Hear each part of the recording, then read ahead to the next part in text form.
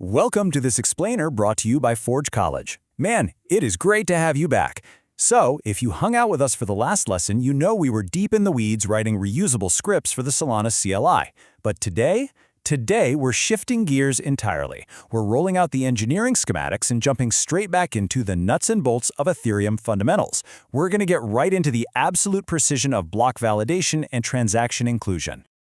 Okay, let's just dive right in. Picture this scenario. You just executed a smart contract transaction. Your wallet flashes success, the gas fees are paid, and you're feeling, pretty good about yourself. But we really got to ask a slightly uncomfortable question here.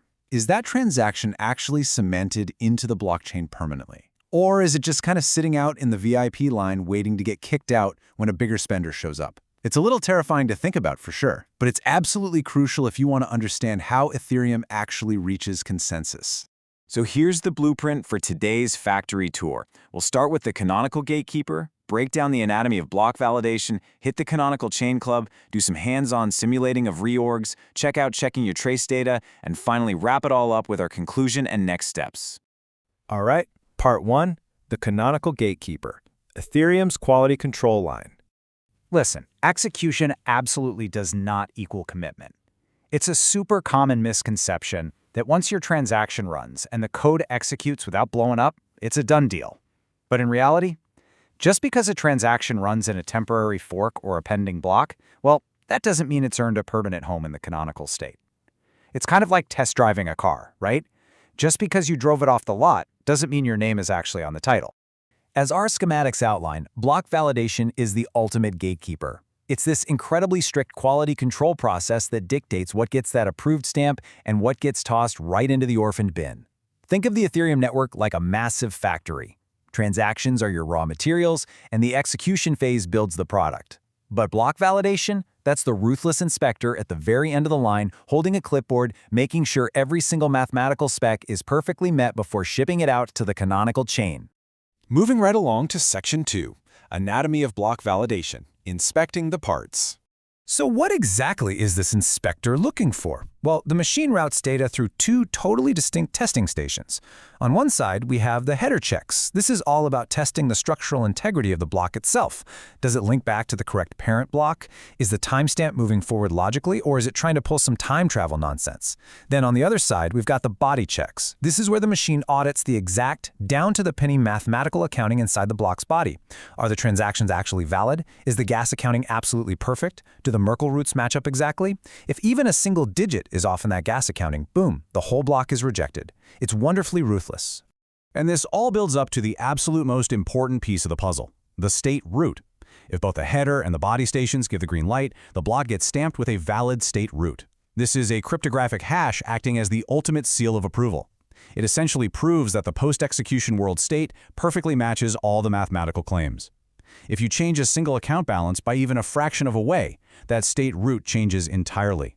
It's literally the ultimate tamper-proof seal for our factory's final product. Which brings us to Section 3, the canonical chain club, surviving a reorg. But what happens when things get a little chaotic? Imagine two perfectly valid blocks, both holding pristine state roots, showing up at the exact same time. Both trying to get past the velvet rope into the exclusive VIP club of the canonical chain. Well, this leads us to a chain reorganization, or a reorg for short. Think of a reorg as a giant mechanical factory recall button. The network temporarily forks, and eventually the nodes reach a consensus on which chain is heavier or more valid based on the protocol rules. And if your block happens to be on the losing chain, the one the clients don't prefer, it gets dropped. You're kicked out of the club, and those state transitions are aggressively rolled back. Poof! Like it literally never even happened. Let's make this real in Section 4. Hands-on, simulating reorgs, and building the trace artifact. To truly grasp this machinery, just talking about it isn't going to cut it. We are going to build a reproducible demo on a local hard hat network so we can force a rollback ourselves.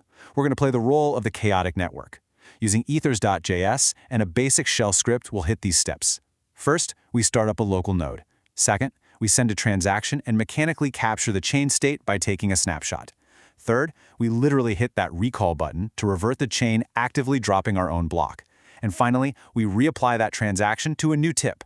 It's exactly like building a sandcastle, taking a picture of it, stopping on it, and then building it right back up. All right, Section 5, checking your trace data, mapping the machine controls.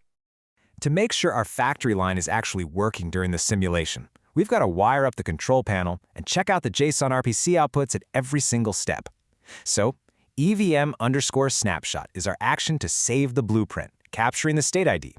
Next, ETH_getBlockByNumber lets us inspect the batch, double-checking that state root. Then, EVM_revert is our dramatic recall button that rolls us all the way back. And finally, ETH_getTransactionReceipt checks the receipt to verify that sweet 0x1 success status. When we run that EVM revert command in the terminal, we're literally going to see the chain tip state root roll backward, completely tossing our transaction in the trash. And what does all this actually look like from the user's perspective? You'll witness the observable state shift in real time. First, you'll see the sender's balance drop from the transfer during inclusion. Then, like magic, that balance pops right back upon reversion. The reorg just happened and your Ether is back in the wallet. Finally, the balance accurately drops once again when we reapply the transaction to the new canonical tip. It is such a fascinating, behind-the-scenes look at how reality itself is agreed upon in a decentralized system. Which brings us to Section 6, Conclusion and Next Steps, wrapping up the factory tour. Okay, let's power down the machines and summarize the big takeaways from today's quality control inspection. First up, execution absolutely requires block validation for permanence. Never forget that. Second, header and body checks are what ensure the state root is mathematically flawless. Third, canonical chain selection can and definitely will trigger reorgs. Fourth, you really need to use RPC tools to verify true inclusion. Please don't just trust a basic front-end pop-up notification. Remember, inclusion is necessary, but it's not sufficient for permanence until the chain actually outgrows competing forks. Oh, and for sure, keep your transaction demo trace artifact handy, because we're going to be using it in our next module on security considerations. I'm going to leave you to ponder a bit of a philosophical engineering puzzle today. If a tree falls in a forest and a reorg rolls it back, did it ever actually make a sound? Thank you so much for joining this explainer made by Forge College. I really hope this structured dive helped demystify the somewhat ruthless reality of block validation for you. Be sure to head over to forge.college to learn a whole lot more about this subject and explore our massive library of other Web3 topics. Keep building, keep verifying, and I will see you in the next one.